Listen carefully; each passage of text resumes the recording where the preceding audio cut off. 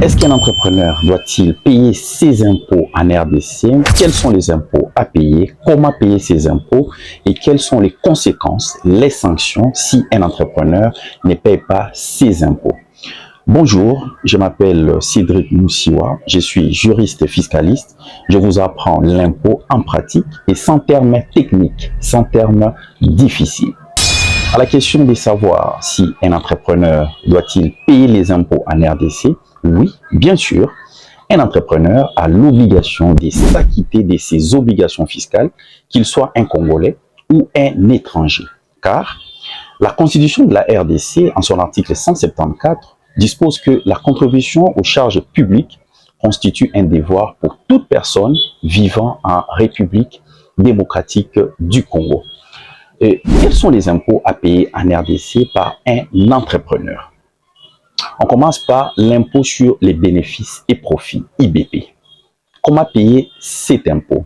Si vous avez un chiffre d'affaires de plus de 80 millions de francs congolais, vous payerez 30% de votre bénéfice. Tandis que si vous avez un chiffre d'affaires de moins de 80 millions de francs congolais et plus de 10 millions de francs congolais, vous payerez 1% de votre chiffre d'affaires lorsque vous êtes dans les ventes et 2% de votre chiffre d'affaires pour ceux qui sont dans les prestations des services.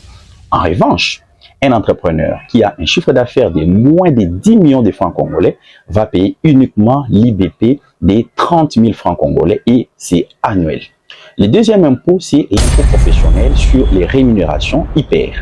En fait, c'est un impôt qui est à charge de vos employés, mais c'est l'entrepreneur qui les retient à la source et a l'obligation de les déclarer à la Direction générale des impôts DGI. Comment ça se paye? Si vous avez plus de 10 millions de francs congolais de chiffre d'affaires, vous êtes donc dans les droits communs, vous payerez selon un barème progressif en fonction de la rémunération de vos employés. De 0 à 170 000 francs congolais par mois, c'est 3%. De 170 001 francs congolais à 1 800 000 francs congolais, c'est 15%.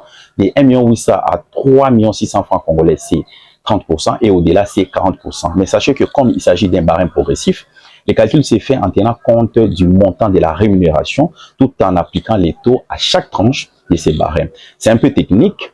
Si vous voulez maîtriser comment calculer l'IPR selon le barème progressif, je publierai une vidéo exclusivement sur ça. Tandis que si vous êtes une micro-entreprise avec un chiffre d'affaires de moins de 10 millions de francs congolais, vous ne retiendrez que l'équivalent en francs congolais des 36 $ sur vos employés à déclarer trimestriellement à raison de 9 $ par trimestre. L'autre impôt est la taxe sur la valeur ajoutée, TVA, dont je reviendrai en détail dans une prochaine vidéo. Mais sachez que c'est un impôt indirect qui est l'entrepreneur qui a un chiffre d'affaires de plus de 80 millions de francs congolais a le devoir de déclarer. C'est la condition de 80 millions pour être assujetti à la TVA. Pour ce faire, il doit facturer la TVA à ses clients et déclarer à la DGI la différence entre la TVA collectée ou facturée et la TVA supportée à l'occasion de ses propres achats, c'est-à-dire la TVA nette. À part ces trois impôts, l'entrepreneur peut supporter d'autres impôts, notamment l'impôt mobilier s'il perçoit des dividendes ou paye une redevance, ou encore l'impôt exceptionnel sur les rémunérations des expatriés s'il emploie des étrangers, etc., etc. Alors, comment payer ces impôts? Voilà la question. Comment payer ces impôts? Tout commence par un numéro impôt. Tout entrepreneur doit, dans les 15 jours du début de ses activités, solliciter un numéro impôt auprès de la Direction générale des impôts. Il lui sera alors désigné un service gestionnaire auprès de qui il commencera à déclarer ses impôts.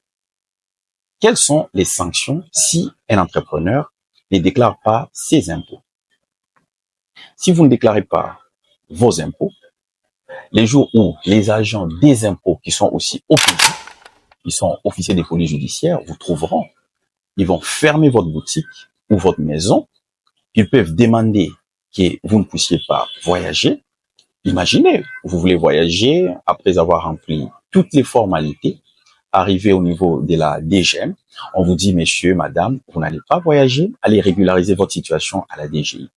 La DGI peut aussi demander que votre compte bancaire soit gelé, vous n'aurez plus accès à votre compte bancaire, plus moyen de retirer.